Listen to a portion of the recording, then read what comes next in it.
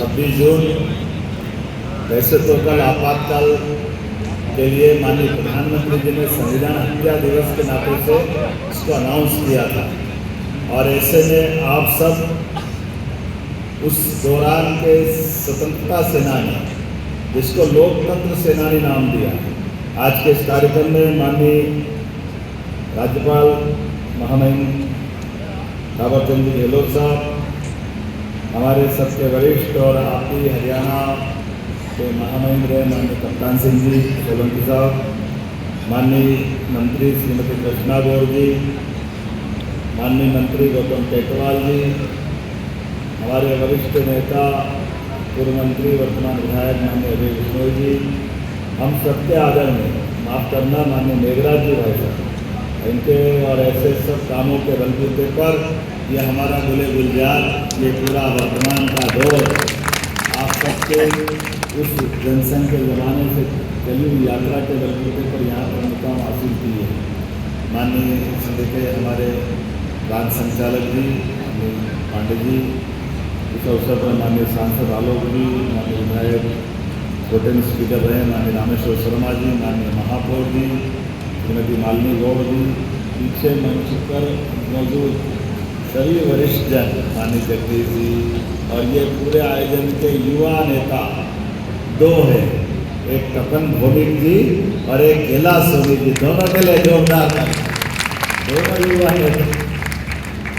अपने लिए झुंड के पक्के पूरे साल मीसाबंदी की कोई याद दिलाए न दिलाए, दोनों एक के बाद एक तरफ से कोई छोड़ता है तो दूसरी तरफ पकड़ के उसी विषय को आगे बढ़ाता है। मैं आज के इस अवसर पर सामने बैठे आप सबको प्रणाम करता हूँ, आपका अभिनंदन करता हूँ। खास करके मीसाबंदियों को लेकर के अभी सारी बात माननीय कैलाश जी भाई साहब ने उस समय के वातावरण को भी लेके की, ये सारी बातें एक एक करके उसमें आई। मेरे द्वारा जो आपने कहा है कि ये बात सही है कि परिवार में से इन व्यवस्थाओं को समझने का मौका मुझे भी मिला। जब घर से पिता चले जाए और ऐसे में जब दौर निकलता है तो घर का संभालने वाला कौन हो सकता है, घर का संचालन कैसे करें, सारी कठिनाइयों के दौर से हम और आप निकले हैं। लेकिन ये बात सही है कि वो कीमत हमने चुकाई, लेकिन उससे बड़ी बात आपके द्वारा ये जो कीमत चुकाई गई थी, जो अगर अंदाज लगा लो कि 1947 में देश आज़ाद हुआ और आसपास के बहुत सारे देश, ये बगल का पाकिस्तान हमारे साथ ही आज़ाद हुआ एक दिन पहले,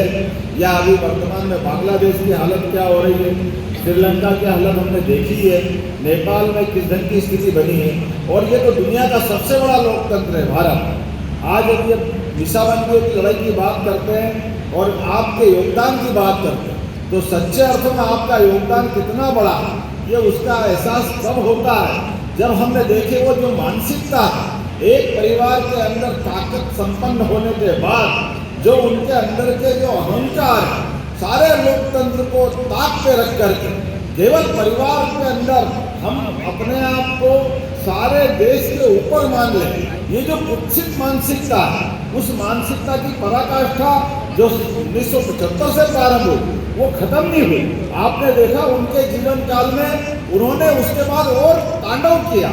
जब दोबारा मौका मिला प्रधानमंत्री बनने का तो बिना कारण से राज्य सरकारों को भंग करके जो उन्होंने एक नया नाटक प्रारंभ किया, धारा 356 लगा करके पूरे देश के अंदर जिस ढंग का माहौल बनाया, 90 से ज़्यादा चुनी हुई सरकारों को घर भेजने का काम आपने यहाँ इस मध्य प्रदेश के अंदर राम मंदिर की घटना को आड़ में लेकर के हम सब जानते हैं, ऐसे कई घटनाक्रम हुए। हम मध्य प्रदेश में क्या किया, सुंदरलाल पटवारी जी की सरकार ने कुछ किया था क्या? वो तो अपना काम कर रहे हैं, चुनी हुई सरकार, लेकिन चुनी हुई सरकार ऐसी सरकारों को लेकर के ये जो कांग्रेस की मानसिकता है ना उस समय सुधरी, उसके बाद उनके पुत्र आए। हम सब जानते हैं राजीव गांधी जी के समय इसी देश के अंदर 3 तलाक के घटनाक्रम को लेकर